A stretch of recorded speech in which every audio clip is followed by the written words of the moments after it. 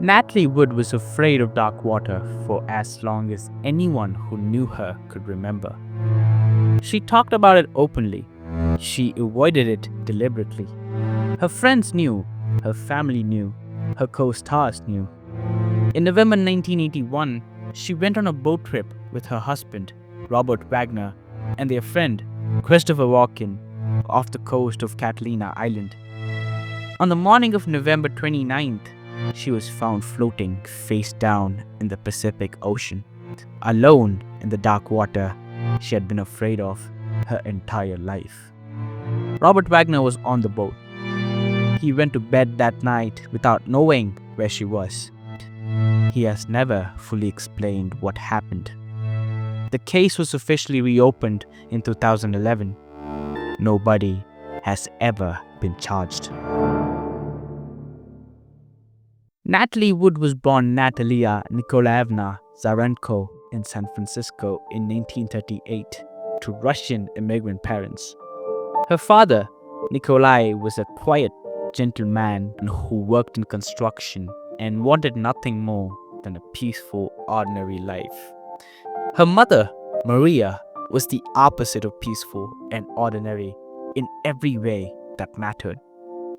Maria was a former ballet dancer with a ferocious ambition she had transferred entirely onto her daughter. And she had decided before Natalie could walk that her child was going to be famous. Maria was relentless in the way that only people who have abandoned their own dreams can be relentless about someone else's. She took Natalie to auditions from the age of 4. She coached her. She dressed her. She managed every aspect of her appearance and her manner and her relationships with directors and producers and casting agents. She pushed Natalie in front of cameras before the child understood what a camera was for. And she told Natalie that the attention of strangers was the same thing as love. By the time Natalie was 5 years old, she had already appeared in her first film. By the time she was 8, she was one of the most recognizable child faces in America. Miracle on 34th Street in 1947 made her famous in the way that only certain performances by certain children can make a person famous. The audience watched her and believed her completely. And believing her completely made them love her. And loving her made them feel that she belonged to them in some indefinable way. Maria understood that feeling, and she cultivated it with a cold precision that never let Natalie forget she was a product as much as a person. There were rules about how Natalie presented herself in public, rules about what she said in interviews, rules about who she was seen with and what she was seen doing. Maria was always in the background, always watching, always adjusting the image with the small corrections of a woman who had decided that her daughter's face was her life's work. What Maria could not adjust was the fear. The fear had started when Natalie was young, around the time a film crew was shooting a bridge scene over dark, cold water. And Maria, with the particular carelessness of a woman who saw her daughter primarily as an instrument, told Natalie that the dark water would swallow her. She said it matter-of-factly, the way people say things to children when they want them to stay still and stay quiet. It worked. Natalie stayed still, and the image of dark water that would swallow her settled into her nervous system and never left. I've always been terrified, still am, of water, dark water, seawater. She told people about the fear as she got older because she was the kind of person who talked about the things that frightened her. She mentioned it in interviews. She mentioned it to co-stars. She told Robert Wagner about it when they first met. The fear was not something she was ashamed of or tried to hide. It was simply a fact about herself that she had lived with long enough to name without panic. She was afraid of dark water. She had been afraid of it since she was a child. She did not swim well, and she did not go near boats if she could avoid it. The irony of how she died is not subtle. It's the kind of irony that makes people fall silent when they hear it for the first time. Natalie Wood grew up on screen in a way that very few actors ever have. The audience watched her age in real time across a decade of films. And because they had loved her as a child, they were predisposed to love her as a woman. By the time she appeared in Rebel Without a Cause in 1955 alongside James Dean and Sal Mineo, she was 17 years old and already carrying a decade of professional experience. The performances she gave in that film was the performance of someone who understood pain from the inside, and critics noticed. She was nominated for her first Academy Award at 21 for Splendor in the Grass. She was nominated again for Gypsy. She made West Side Story, which became one of the defining films of its era. And her face became one of those faces that the culture absorbed so completely that people felt they knew her without ever having met her. That feeling of knowing her was something she understood and something she was careful about, because she had grown up in the gap between the person she was and the person the public believed her to be. And she knew the gap was wider than most people imagined. Robert Wagner came into her life in that context.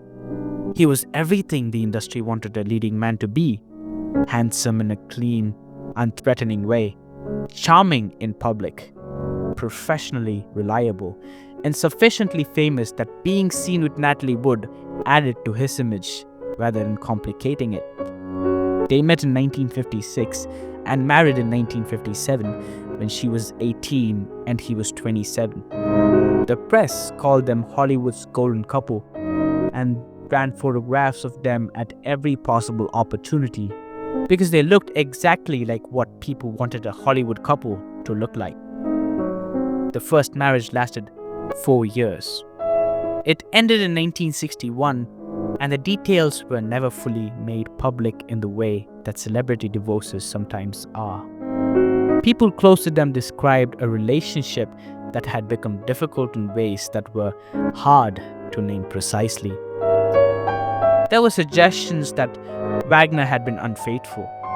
There were suggestions of tension that had been building since the early years of the marriage. Natalie filed for divorce, and Wagner did not contest it, and they went their separate ways with a public statement about remaining friends. That was the standard language of the era. Natalie met British producer Richard Gregson in 1969 and had a daughter named Natasha. That marriage ended in 1971 after she discovered he had been having an affair. She was 32 years old, twice divorced, a mother, and still one of the most famous women in Hollywood.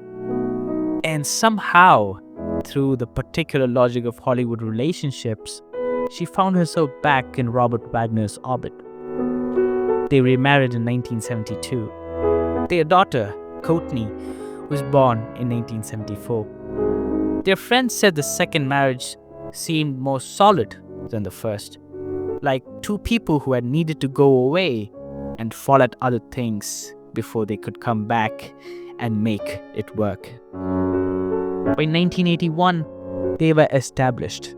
20 years of shared history, 2 daughters, a yacht called the Splendor that they used for weekends. A life that looked, from the outside, like the life of 2 people who had figured out how to be happy. Christopher Walken was a friend and a professional colleague. He and Natalie were co-starring in a science fiction film called Brainstorm that was still in production.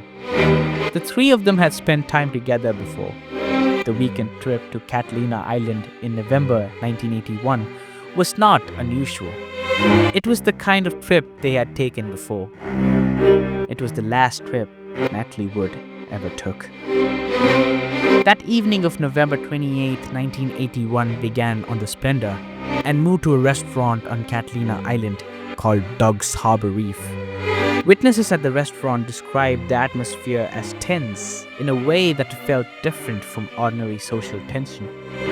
Wagner and Walken had been arguing, or something close to arguing, and the argument had a quality that made the people around them uncomfortable enough to remember it years later when investigators came asking questions. The exact subject of the argument has never been definitively established. There were suggestions at the time, and more explicit statements later, that Wagner had become jealous of the relationship between Natalie and Walken during the filming of Brainstorm. Whether that jealousy had a foundation in reality or existed primarily in Wagner's mind is something that has never been settled.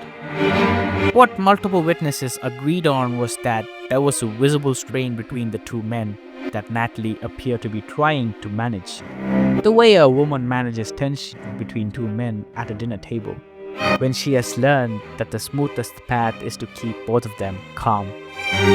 They returned to the yacht.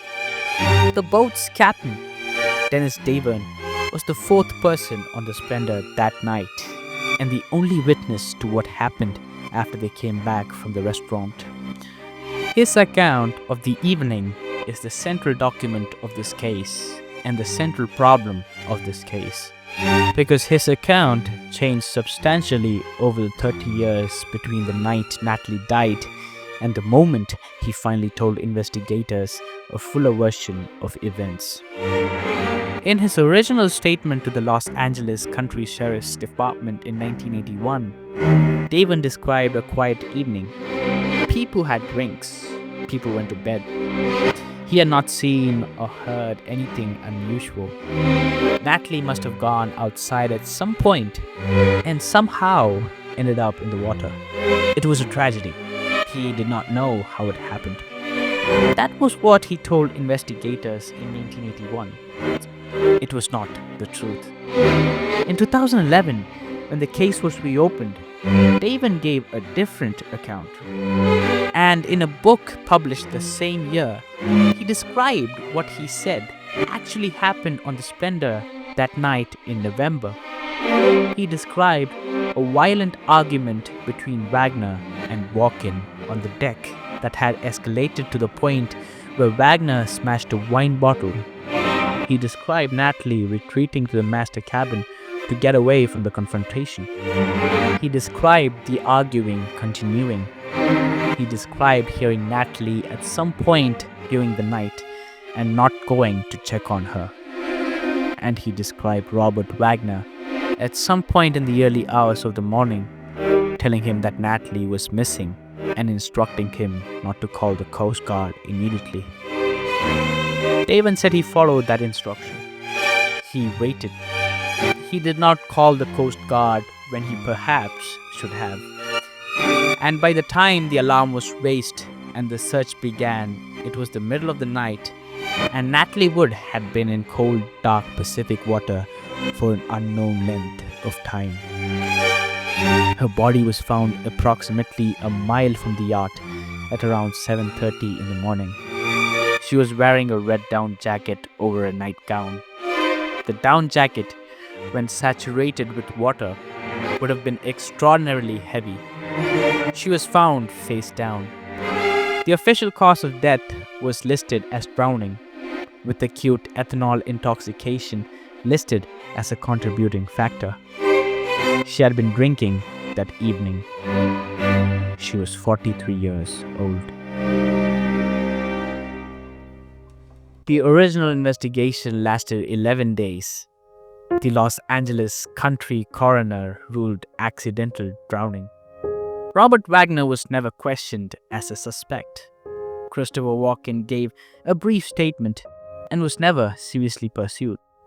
Dennis Davern told investigators the sanitized version of events he had agreed to tell.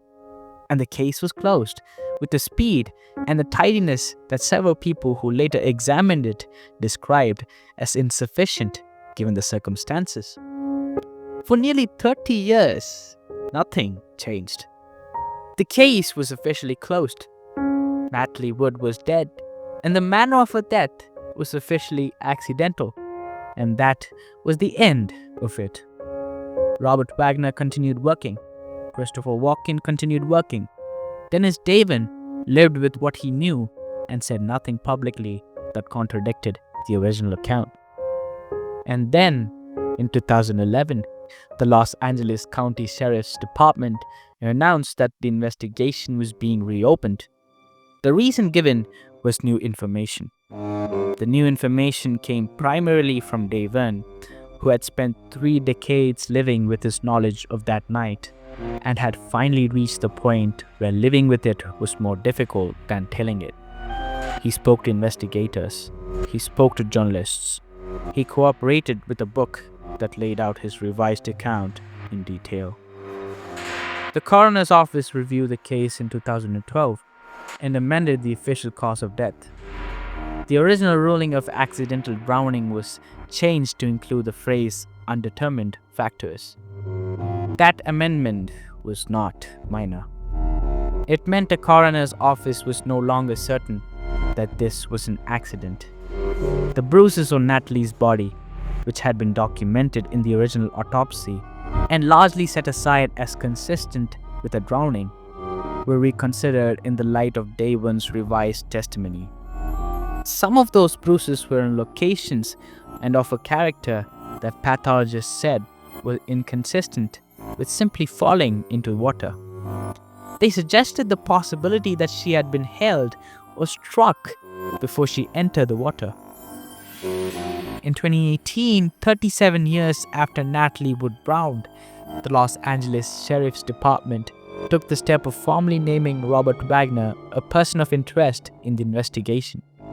The legal distinction between a person of interest and a suspect is meaningful. Being named a person of interest does not imply guilt and does not trigger the same legal processes as being named a suspect.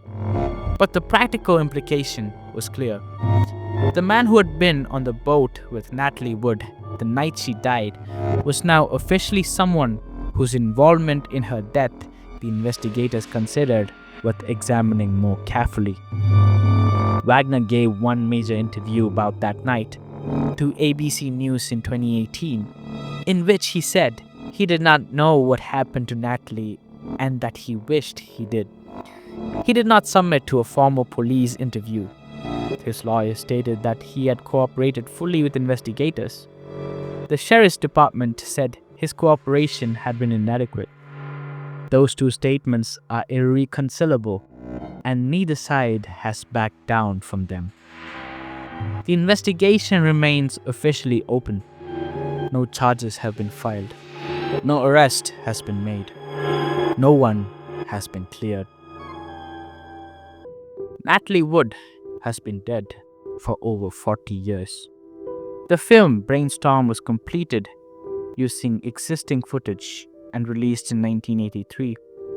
Robert Wagner continued working in television and film for 2 more decades. Christopher Walken became one of the most celebrated character actors in American cinema and has never publicly discussed that night in any meaningful detail. Dennis Davin, the captain who was there and who said nothing for 30 years, eventually told a version of events that raised questions no one has officially answered. Natalie's daughter, Natasha, from her second marriage, became an actress.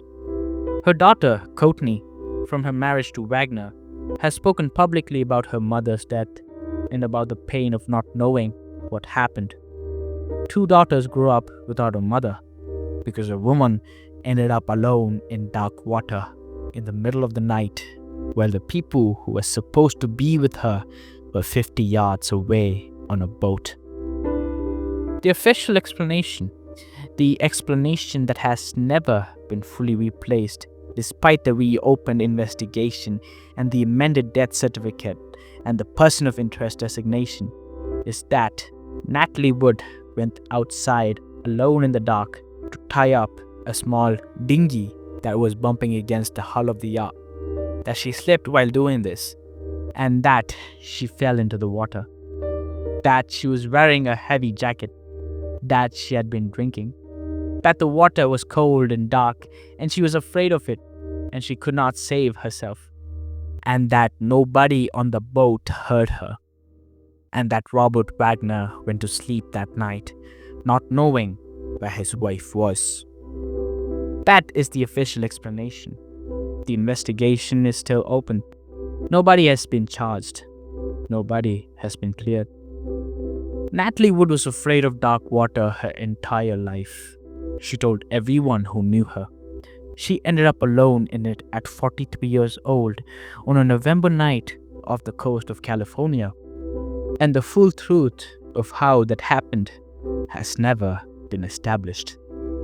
You can decide what you think it means. If you want more stories about the deaths Hollywood never fully explained, subscribe, because Natalie Wood is not the only one.